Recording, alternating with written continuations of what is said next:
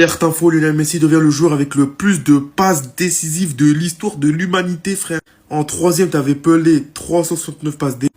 Deuxième, Puskas avec 404 passes décisives. Bon, ça à vérifier, on sait jamais. On saura jamais, est-ce que c'est dans les années de la 30 glorieuse. Et ensuite, t'as Lionel Messi avec 405 passes décisives, mais c'est choquant.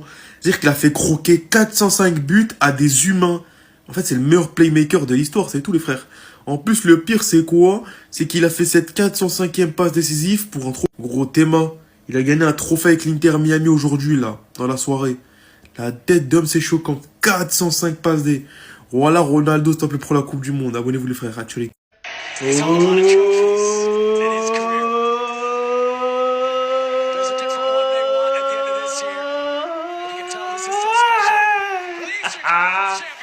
Mesball! Le Mesball a encore ramené un trophée à l'Inter de Miami! Le 47e trophée de Léo Messi dans sa carrière, les gars. 47! Et ce qu'il faut retenir dans tout ça, les gars, c'est que quand Messi il est venu à Miami, Miami c'était un club de merde! Miami était au fond du classement! Miami ne valait rien aux États-Unis, en MLS. Ils étaient éclatés! Et c'est ça qu'on appelle de l'influence. Il les a pris tout en bas et il les a ramenés tout en haut. Il n'a pas choisi le meilleur club, hein. Il y avait des clubs beaucoup plus en place aux États-Unis. Il a pris Miami pour la ville, on le sait, parce que le cadre de vie, tout simplement. Et au final, il les a ramenés champions de leur conférence. Une victoire 5-1 en finale face à New York City. Easy, comme on dirait en anglais. Et puis je pense qu'à un moment donné, il n'y aura plus de place dans son armoire à trophées. Ça va être compliqué. Là, 47 trophées, les gars. Où est-ce qu'il va le mettre celui-là? Regardez, c'est rempli déjà. Et au passage, c'est devenu aussi le meilleur passeur de tous les temps. 405 passes décisives, il dépasse Puskas. 405 passes D, les gars. Regardez les noms derrière lui. Puskas, Pelé. Ça va chercher des mecs qui n'étaient pas filmés. Et comme dirait Ronaldo, lui, ses buts, ils sont filmés. Mais Messi aussi, ses 405 passes D, elles sont filmées. Bref, que le meilleur joueur de tous les temps lève le poing. Journée et nouveau record pour Lionel Messi, les gars. En fait, à un moment, il y en a marre. Les journées passent et se ressemblent et cet homme est toujours aussi exceptionnel. Ils l'ont mis sur un trône, mais les gars, quoi de plus normal? C'est le roi, c'est l'empereur du football. L'Inter Miami s'est imposé hier soir 5-1 face à New York City, triplé du petit Allende et bien évidemment une passe décisive de Lionel Messi, qui dépasse donc Puskas et devient donc le meilleur passeur de l'histoire. 405 passes décisives, mais c'est quel genre de stade d'extraterrestre ça encore? En fait, je pense qu'on en a vraiment pas assez fait avec lui, les gars. C'est le GOAT, le meilleur joueur de l'histoire. Mais en fait, t'as l'impression que c'est devenu banal qu'à tous les matchs, ils mettent des doublés, des triplés de passes décisives, etc. Et en fait, on a banalisé ça. Parce qu'en plus d'avoir battu le record du plus grand nombre de passes décisives all-time de toute l'histoire, a battu le record du nombre de passes D sur les playoffs de MLS. En fait, c'est devenu banal pour lui, les gars. Chaque semaine, il bat des records du monde. Mais quel joueur! Quand on vous dit que c'est le joueur le plus sous-coté, il faut nous écouter, les gars. Ce qu'il réalise encore à son âge, c'est juste exceptionnel. Merci, Messi, de nous proposer encore un football aussi pur, aussi puissant. Et de nous faire tous lever à 1, 2 heures, 3 heures du matin parfois pour regarder tes matchs parce qu'on est juste des amoureux du football et des amoureux de Lionel Messi. Messi a encore répondu à un tweet qui date de 2023. À l'époque, le compte Twitter officiel de ESPN avait tweeté « Messi est sur le point de rejoindre les derniers de la conférence Est. L'Inter Miami était dernier avant l'arrivée de Messi. » En fait, le travail, il est monumental. C'est exceptionnel. Le meilleur joueur de l'histoire du foot a encore frappé ce soir. Et il va encore frapper au prochain match pour un prochain titre. Je suis obligé d'envoyer cette pique, mais lui, il n'a pas eu besoin de dépenser des milliards et des milliards. 31 millions sur son équipe, 3 trophées. 409 millions sur son équipe, 0 trophée. Voilà, je suis obligé d'en piquer une. Et je vais continuer la piqûre jusqu'au bout. 47 trophées pour Messi, 33 pour Cristiano Ronaldo. Et il a 2 ans de moins, Messi. Messi a 2 ans de moins. On a débattu, on a perdu du temps. C'est pour ça qu'aujourd'hui je me lâche. C'est que maintenant qu'il n'y a même plus... En fait, vous n'avez même plus une goutte pour pouvoir débattre. Que maintenant je lâche tout. Voilà, c'est bon. Maintenant, ne demandez pas d'arrêter. C'est trop tard. Quand on vous a laissé des chances d'arrêter, vous n'avez pas voulu, vous avez continué. Maintenant, ne me demandez plus d'arrêter. J'arrêterai jamais cette comparaison Messi-Ronaldo. J'arrêterai jamais de vous prouver à quel point vous avez été stupide d'avoir essayé de maintenir un débat entre... entre moi et Messi, quoi. Je veux dire, à un moment donné, laissez tomber, laissez tomber. Heureux comme si c'était le premier, c'est ça qui est fou en fait avec Lionel Messi.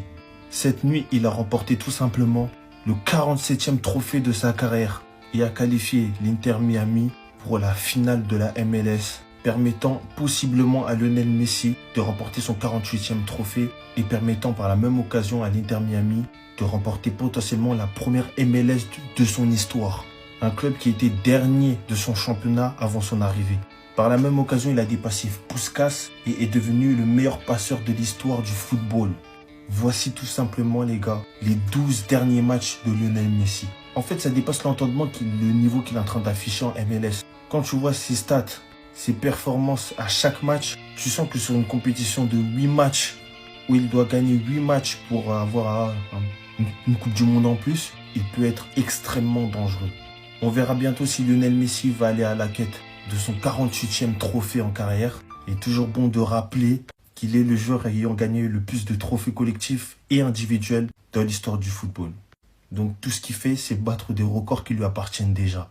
C'était Jorginho do Brasil et dites-moi ce que vous pensez du GOAT. Bao. Les gars, sérieusement, est-ce qu'on n'est pas sur la meilleure pré-retraite de l'histoire du monde? Lionel Messi, il est arrivé à Miami, c'est un club lambda. Voilà. Dans un pays où le football n'est pas roi, dans un pays où on appelle ça le soccer. Et depuis qu'il est passé dans ce club-là, tout réussit à Miami. En seulement 3 ans, comme vous le voyez, il les a hissés au sommet du football américain. 3 trophées, presque 80 buts, plus de 40 passes décisives. Il a changé la stature du club. Donc maintenant, les gens à Miami, ils suivent plus que le Miami Heat au basket, mais ils suivent aussi l'Inter Miami dans le football. Et ça, c'est à l'image du GOAT. 47 trophées obtenus en carrière. En route vers les 50 ou pas? C'est ce que les gens veulent. Et pour faire la comparaison financière, l'Inter Miami, ils ont dépensé, depuis que Messi a rejoint le club, 31 millions. Avec ces 31 millions-là, ils ont obtenu 3 trophées. À titre de comparaison, Al Nassr, de la terreur du désert, a dépensé presque 410 millions d'euros. Et combien de titres ils ont gagné? Ma tête le cache, je vais vous le montrer. 0. Donc voilà. Que des bons moments, parce que des bons moments avec ce but. Les gars, je vous le dis, on a tellement bien choisi notre GOAT, les gars, ça fait plaisir, c'est un régal total. Trop content d'être fan de Lionel Messi, franchement. Il te reste une chose à faire, c'est de t'amuser maintenant. Amuse-toi, même à la prochaine Coupe du Monde, si tu y participes, amuse-toi. C'est tout ce qu'on attend de toi, Lionel. Tu nous as trop donné, on n'attend plus rien, nous.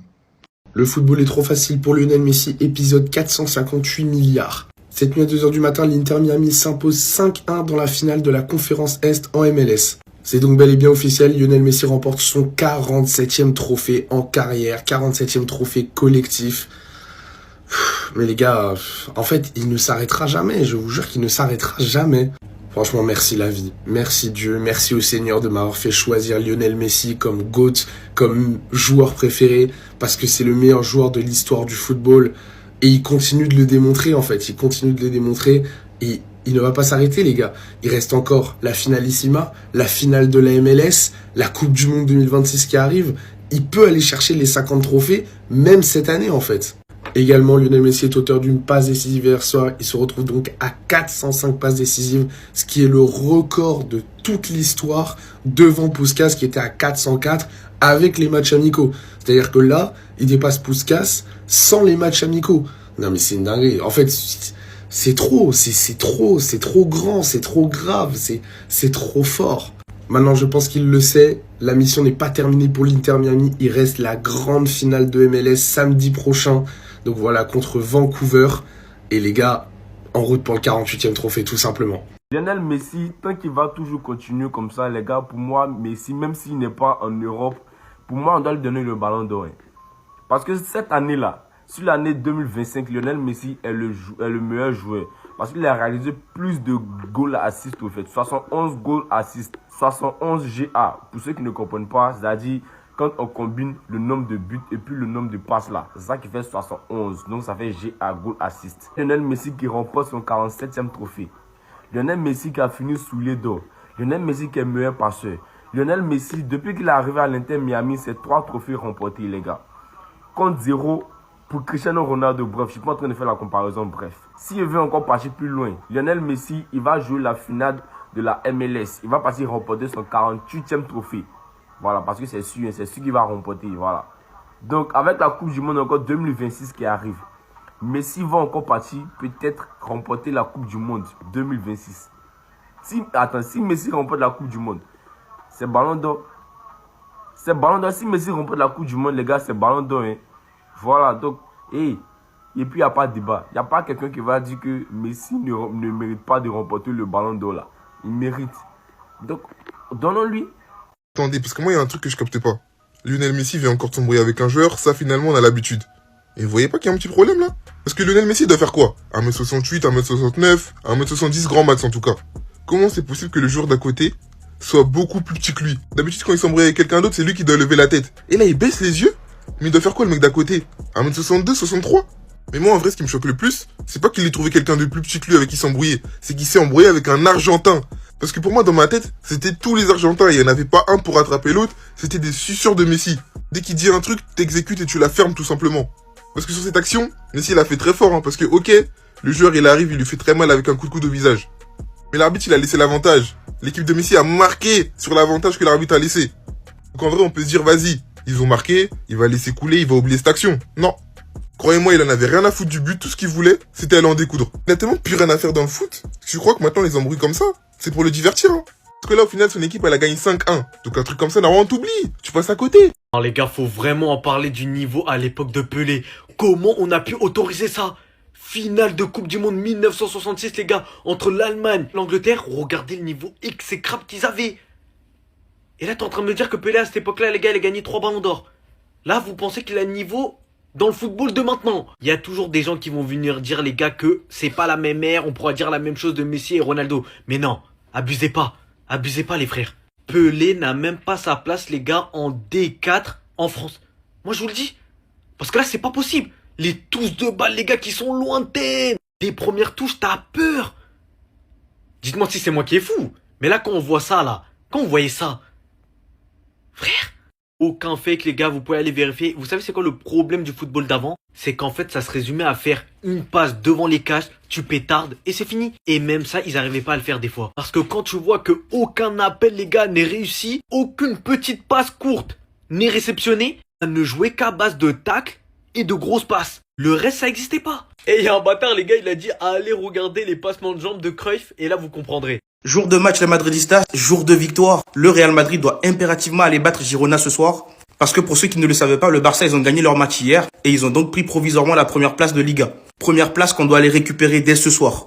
Et logiquement, qui dit jour de match, dit compo probable. Et aujourd'hui, je vais vous analyser 2 compos proposés par 2 médias différents. La première compo proposée, c'est celle du journal du Real. Ils sont partis sur un 4-4 de losange, avec le retour de Thibaut Courtois au goal. Leur paire défensive, c'est Militao Carreras, donc avec le retour logiquement de Militao. Carreras qui va l'accompagner dans la paire défensive, même si moi je suis pas très fan. Mais le problème, c'est qu'il y a Rudiger sur le banc, mais est-ce que Rudiger a du temps de jeu dans les jambes? Ça fait longtemps qu'il a pas joué. Et est-ce que Alonso prendra le risque de le faire jouer comme ça en tant que titulaire? Faut voir. Et logiquement, en tant que défenseur gauche, il y a Ferland Mendy, vu que Carreras est dans l'axe, et surtout Ferland Mendy, il a fait un très bon match la dernière fois. Donc il y a moyen qu'il gagne plus de temps de jeu. Et le latéral droit sera Trent Alexander-Arnold, pour moi, ça sera ça. Au milieu, Tchouaméni, Arda Güler, Valverde. Ouais, pourquoi pas. En 10, Bellingham et devant Mbappé, Vinicius. Alors devant, j'ai aucun problème, Mbappé, Vinicius, c'est bon. Par contre, moi, comme vous le savez, hein, vous connaissez mon avis, pour moi, Bellingham et Arda Güler, il faut switcher. Mais voilà, ça reste mon avis. Après, cette compo-là, elle peut se transformer en 4-2-3-1 avec un Valverde qui devient, plus ou moins ailier droit. La deuxième compo, elle a été proposée par France RMCF. Ils sont partis aussi plus ou moins sur un 4-4 de losange. Ils pensent également que Carreras et Militao sera la paire défensive. Ferland Mendy à gauche, logiquement, Trent Alexander-Arnold à droite. Au milieu, par contre, il y a un petit changement pour eux. Ils pensent que Valverde sera sur le banc, donc avec Bellingham, Tchouaméni, Ceballos. Par contre, eux ici, j'ai beaucoup aimé le positionnement qu'ils ont donné à Jude Bellingham. Arda Güler derrière les attaquants et Vinicius Mbappé devant. Donc en soi, les 2 compos, elles sont envisageables. Dites-moi dans les commentaires laquelle des compos vous préférez entre les deux. Quelles sont les modifications que vous aurez apportées. Et surtout, pour ne rien louper, vous savez ce qu'il vous reste à faire. Abonnez-vous.